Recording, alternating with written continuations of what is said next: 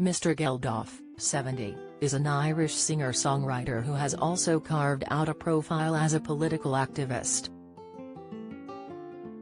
He is best known as the frontman of the Boomtown Rats, who formed in Dublin and shot to fame in the late 70s. The group scored hit records with songs like Rat Trap, Clockwork and I Don't Like Mondays. However, the band split up in 1985, a year after Mr. Geldof's Live Aid charity supergroup formed to aid the relief of famine in Ethiopia. The Rats reformed in 2013, went on a tour of the UK and Ireland and subsequently began recording their first new music for decades. Citizens of Boomtown, their first studio album since In the Long Grass in 1984, was released last year. Now, a new documentary is to chart the band's remarkable story, how they shot to fame and their reformation.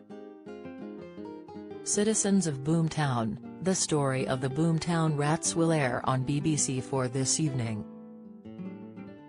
It features contributions from rock music royalty including Sinead O'Connor, Sting, and Bono. Not an accident. Meghan Markle's unseasonable wardrobe. A vulgar stunt, claims Lady C. Since reforming with the Rats 8 years ago, Mr. Geldof has not lost his reputation as an activist. In October 2018, the musician waded into the Brexit debate by penning a strongly worded open letter to the government. Mr. Geldof argued that Britain's withdrawal from the EU would wreak huge consequences for the UK music industry.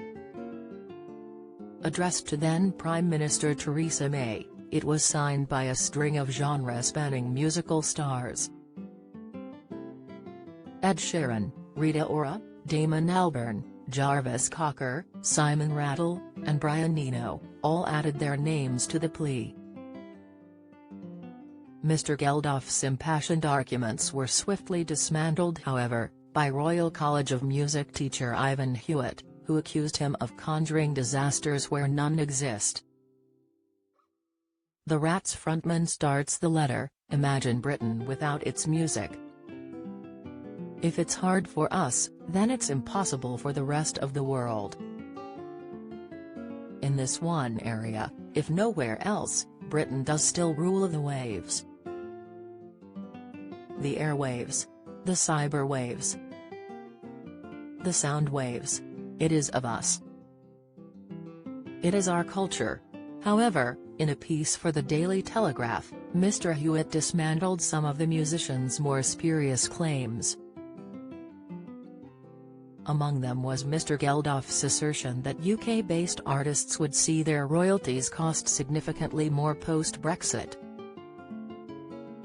Piers Morgan takes swipe at Brooklyn Beckham for unutterably pointless TV appearance. Latest. Kirsty Wark's indirect stance mocked after being teased by BBC comedian Lee Mack. Insight. Alexander Armstrong's pointless F-bomb gaffe with Mary Berry, "She didn't take it well." Analysis. In response, Mr. Hewitt said, Geldof spoils his case by exaggeration, and hinting at disasters where none exist.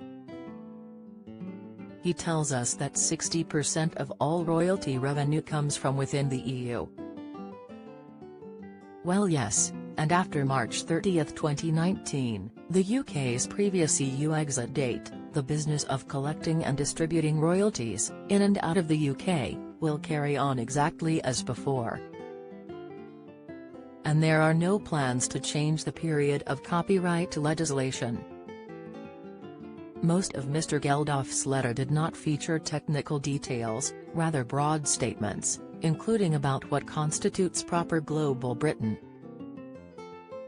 In one of the most striking lines, the musician said that through Brexit, "We have decided to put ourselves inside a self-built cultural jail."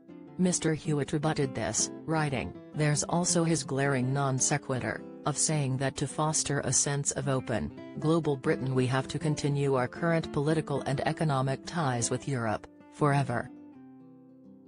But why should we privilege theatre companies and orchestras from Lyon over those from Cape Town or Melbourne or Minsk? Citizens of Boomtown, the story of the Boomtown rats will be shown on BBC4 on Friday from 9 p.m. to 10:30 p.m.